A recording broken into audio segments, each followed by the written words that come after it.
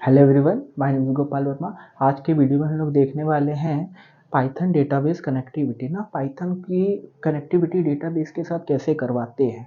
ठीक है, तो इसके लिए सबसे पहले हम लोगों को MySQL कनेक्टर डाउनलोड करना पड़ेगा। MySQL कनेक्टर, ठीक है। अब MySQL कनेक्टर क्यों डाउनलोड करना पड़ेगा, क्योंकि यही एक ऐसा इंटरफेस है जिसके थ्रू हम लोग पाइथन के प्रोग्राम कम को पाइथन के प्रोग्राम को कम्युनिकेट करवा सकते हैं किसके साथ, डेटाबेस के साथ, है ना। आप इसको एक ऐसे एग्जांपल समझ सकते हैं ट्रांसलेटर के ना। जैसे कोई इंग्लिश ऐसे लोग हैं जिनको केवल इंग्लिश समझ में आती है ना, और बोलने वाला हिंदी जानता है ना, तो बीच में हम लोग क्या करेंगे, एक ट्रांसलेटर को बैठा देंगे। ट्रांसलेटर क्या करेगा, उसकी हिंदी सुनकर ट्रांसलेट करके इंग्लिश ऑडियंस को बताएगा ना।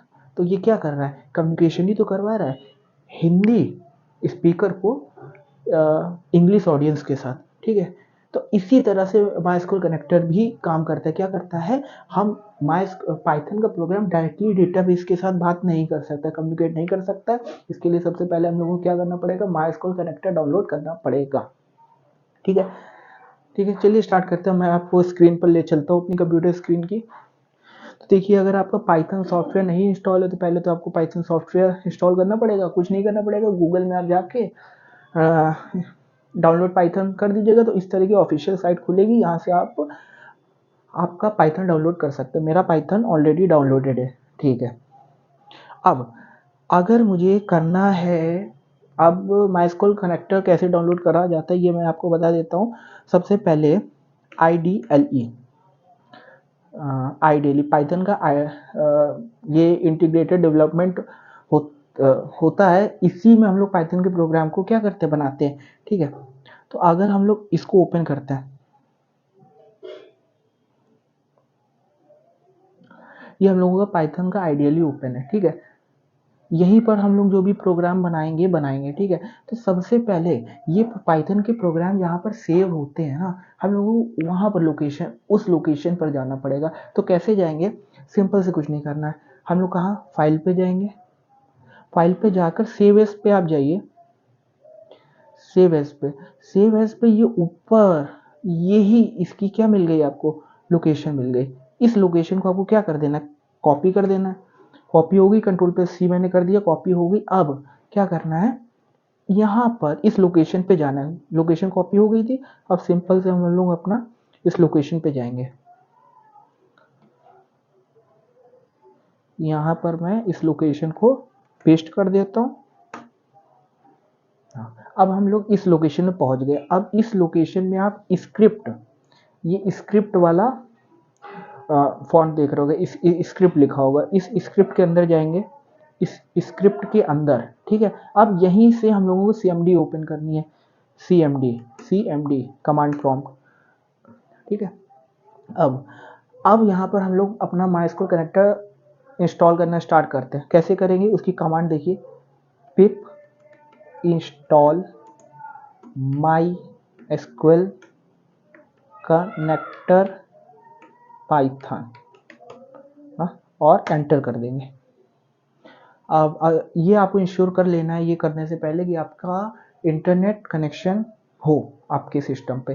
ठीक है, इस तरह से आपका MySQL कनेक्टर डाउनलोड होना स्टार्ट हो जाएगा।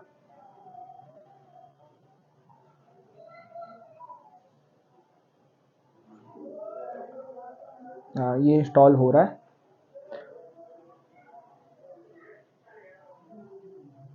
देखिए, लिख कर आ गया सक्सेसफुली इंस्टॉल्ड MySQL। ठीक है, तो हम लोगों का काम हो गया, MySQL कनेक्टर डाउनलोड हो चुका है। ठीक है, अब ठीक है, अब ये इंस्टॉल हो चुका है। ठीक है, अब इसी के साथ हम लोग डेटाबेस कनेक्टिविटी कर रहे हैं, तो इसके लिए हम लोग एक डेटाबेस बना लेते हैं ना। MySQL मेरे में डाउनलोड है, आप कर सकते हैं आराम से। गूगल पे जाके लिख दीजिएगा डाउनलोड MySQL, वहाँ से आप ऑफिशियल साइट में जाके डाउनलोड कर सकते हैं। ठीक है, अब हम लोग का MySQL पे जाएंगे।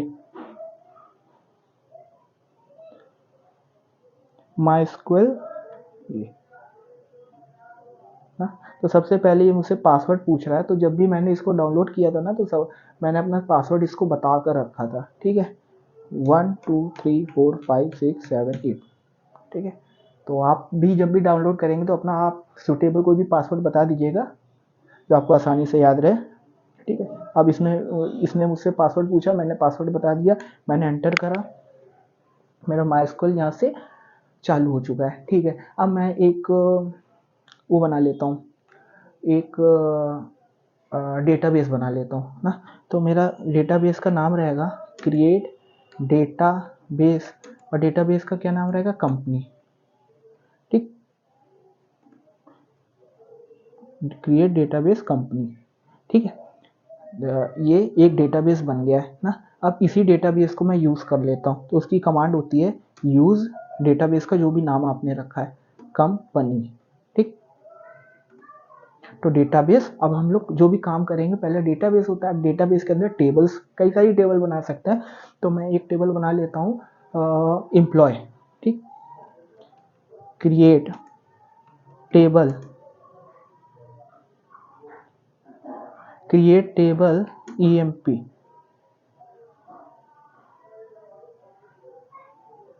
ठीक है।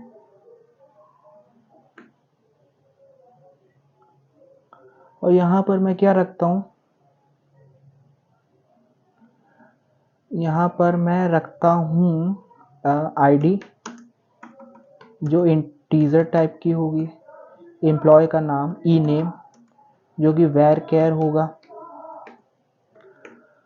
और एम्प्लॉय की एज ई एज ये भी इंट होगी, ठीक है। बस इतना ही रखते हैं अभी, ठीक, ठीक है। ये हम लोगों ने डेटाबेस बना लिया, ठीक है। हम लोगों की केवल 3 ही मैंने कॉलम रखे हैं, आईडी और एम्प्लॉय का नाम ई नेम और एम्प्लॉय की एज ई एज, ठीक है। इसका स्ट्रक्चर हम लोग देख लेते हैं, उसकी कमांड क्या होती है, DESC, और जो भी आपका टेबल का नाम है, टेबल का नाम क्या है, EMP, ठीक है। तो सही है, तो 3 ID ई नेम ई एज, ठीक है। अब हम लोग क्या करेंगे, कनेक्टिविटी करने के बाद डेटा भी इसी टेबल पे इंसर्ट कराएंगे, किसके थ्रू, अपने पाइथन के प्रोग्राम के थ्रू, ठीक है। पाइथन के प्रोग्राम के थ्रू डेटा को इंसर्ट करवाएंगे, ठीक है। अब उसी के लिए हम लोग क्या करते हैं, वही अपना आइडियली खोल लेते हैं, सिंपल से आइडियली खोल लेते हैं। अब क्या करते हैं, आइडियली खोलने के बाद हम लोग न्यू फाइल पे जाते हैं, ठीक है। अब जो भी प्रोग्राम मैं बनाऊंगा यहीं पर बनाऊंगा, ठीक है। तो चलिए स्टार्ट करते हैं।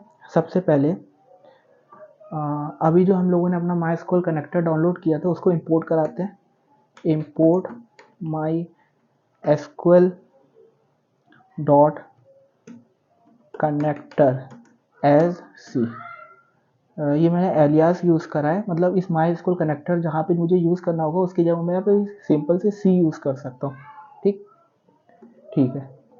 अब एक कनेक्शन को ऑब्जेक्ट बना लेते हैं, और इस MySQL कनेक्टर का ही मेथड होता है कनेक्ट। इसमें हम लोगों को 4 चीज़ें पास करनी पड़ती है, होस्ट जो कि हम लोगों का है लोकल होस्ट होता है, होस्ट के बाद तो होस्ट यूज़र में आपको रूट पास करना पड़ता है। उसके बाद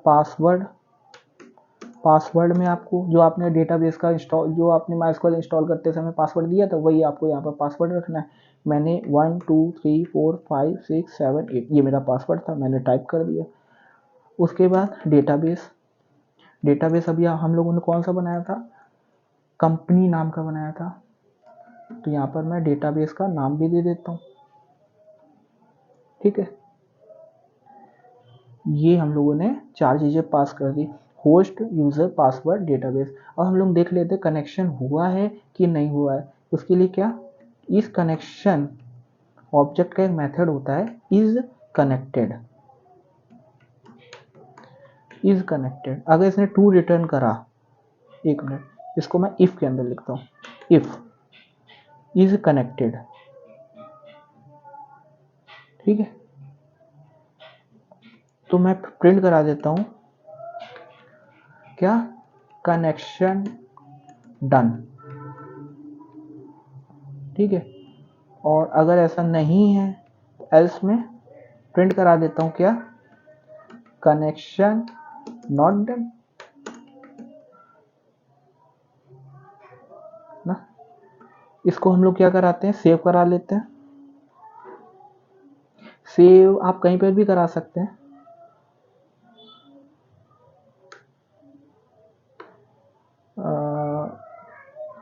अभी बेसिकली मैं वहीं पर करा रहा हूँ जहाँ पर मेरा पाइथन का सब सॉफ्टवेयर इंस्टॉल है, वहीं पर ये जाकर स्टोर कर देता है, अपना आपका प्रोग्राम सेव कर देता है। अगर आप चाहें पर्टिकुलर किसी लोकेशन पे सेव कराना तो वो भी आप करा सकते हैं, ठीक है। अभी मैं नहीं चाहता हूँ कि कोई पर्टिकुलर लोकेशन पे, ये जो मुझे लोकेशन बता रहा है मैं वहीं पर सेव करा देता हूँ। अगर आपको कहीं भी पर्टिकुलर लोकेशन पे सेव कराना है तो आप ये लेफ्ट हैंड साइड में कहीं पर भी आप अपने डिजायर्ड फोल्डर में ड्राइव में स्टोर करा सकते हैं, सेव करा सकते हैं अपने पाइथन के प्रोग्राम को। अब पाइथन का प्रोग्राम का मैं कुछ भी नाम दे देता हूँ। सपोज करिए कनेक्टिविटी, कनेक्टिविटी, कनेक्टिविटी पाइथन, ठीक है, और डेटाबेस, ये मैंने अपने प्रोग्राम का नाम दे दिया, ठीक है। ये हो गया, कहा क्या हो गया, सेव हो गया, ये सेव हो गया। अब मैं इसको रन कराता हूँ।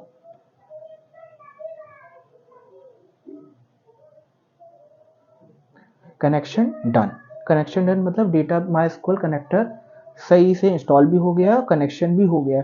अब जल्दी से हम लोग क्या करते हैं, डेटा को अपनी जो अभी हम लोगों ने टेबल बनाई थी इसमें इंसर्ट करा लेते हैं। कैसे कराएंगे, देखिए कनेक्शन तो हो ही गया है। अब आप एक कर्सर ऑब्जेक्ट बनाना पड़ता है, कर्सर। तो इस कनेक्शन ऑब्जेक्ट का ही मेथड है कर्सर, ठीक। कर्सर नाम का ये हम लोगों ने क्या बना लिया, मेथड बना लिया, ठीक है। अब क्या करते हैं, अब एक लूप चलाते हैं, वाइल ट्रू, जब तक ट्रू हो ना। तो हम लोगों ने अपने टेबल पे 3 चीज़ें रखी थी ना, आईडी रखा था, तो यूज़र से आईडी मांग लेते हैं, आईडी, ठीक है। आईडी कैसे, तो ID int input please enter employee ID, ठीक है। तो हम यहाँ पर इसमें आईडी आ जाएगी, आईडी। उसके बाद हम लोगों ने क्या रखा था, नेम ना, एम्प्लॉय का नाम। तो अब ये तो सिंपल स्ट्रिंग था, तो input please enter employee name, यहाँ पर हम लोगों ने एम्प्लॉय का नेम आ जाएगा, आईडी नेम, और उसके बाद क्या रखा था, एम्प्लॉय की एज, ये भी इन टाइप की थी। Input please enter employee age, यहाँ पर एम्प्लॉय की एज आ जाएगी, ठीक है। 3 चीज़ें आ गई। अब हम लोग क्या करेंगे, अपना क्वेरी में क्वेरी बनाना पड़ेगा। तो क्वेरी एक वेरिएबल बना लिया, क्वेरी, इसमें इंसर्ट इनटू, टेबल का क्या नाम रखा था, EMP एम्प्लॉय, उसके बाद वैल्यूज़, ठीक है,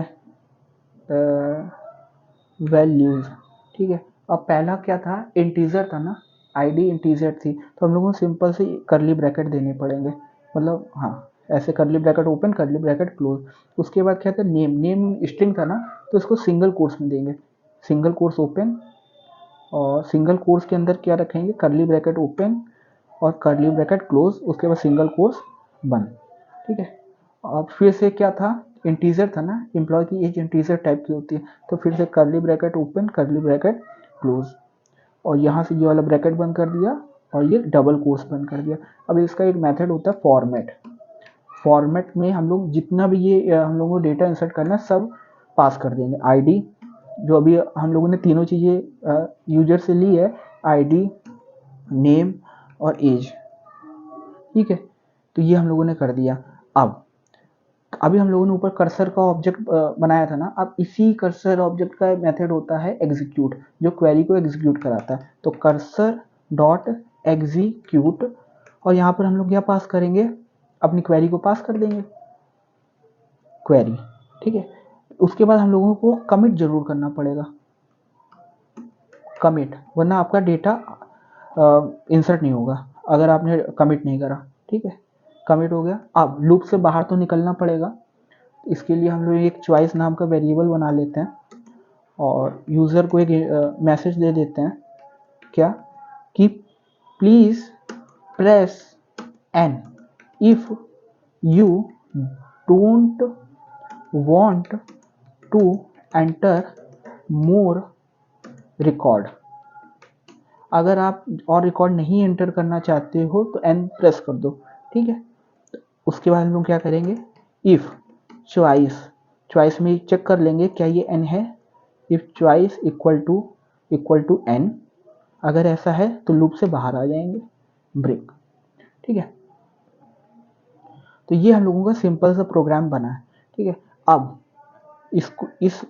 इसके बाहर हम लोग, इस लूप के बाहर ये सब अगर प्रोग्राम पूरा चल जाएगा तो हम लोग एक मैसेज भी प्रिंट करा देते हैं, congratulation you have inserted the data, ठीक है।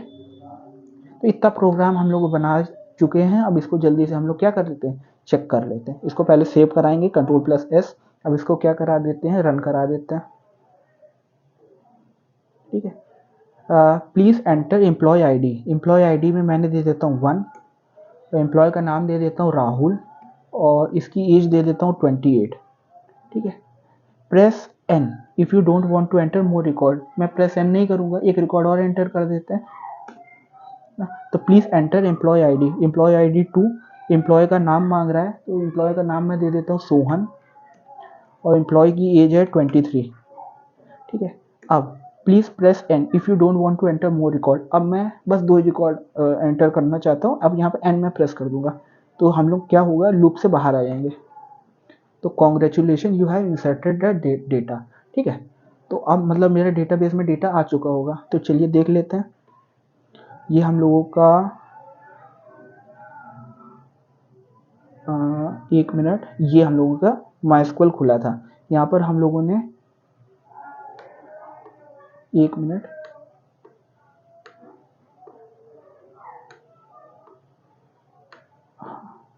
ठीक है। अब यहाँ पर हम लोग क्या करेंगे, select asterisk from employee, table का नाम क्या था, EMP। तो जो 2 डेटा अभी हम लोगों ने इंसर्ट करा, हम लोग देखेंगे इसमें आया है कि नहीं आया। देखिए 1 राहुल एज 28, 2 सोहन एज 23। तो ये हम लोगों ने आज की वीडियो में पाइथन डेटाबेस कनेक्टिविटी देखी, जिसे हम लोगों ने अपने पाइथन के प्रोग्राम के थ्रू डेटाबेस की टेबल में इंसर्ट करवाया है, ठीक है। पहले हम लोगों ने क्या करा, MySQL करेक्टर डाउनलोड किया। कैसे डाउनलोड करेंगे मैं आपको रिकॉल करा देता हूँ। जहाँ पर ये प्रोग्राम सेव होता है ना पाइथन का, तो आइडियली में आप सेव एज जैसे प्रोग्राम सेव एज पे क्लिक करेंगे तो उसकी लोकेशन आ जाएगी। उस लोकेशन पे आप जाइएगा, वहाँ पर एक स्क्रिप्ट फोल्डर होगा, और उस स्क्रिप्ट फोल्डर की लोकेशन से ही आपको क्या करना है, कमांड प्रॉम्प्ट ओपन करना है। उस कमांड प्रॉम्प्ट ओपन करने के बाद आपको वही वाली कमांड डालनी, कौन सी, पिप इंस्टॉल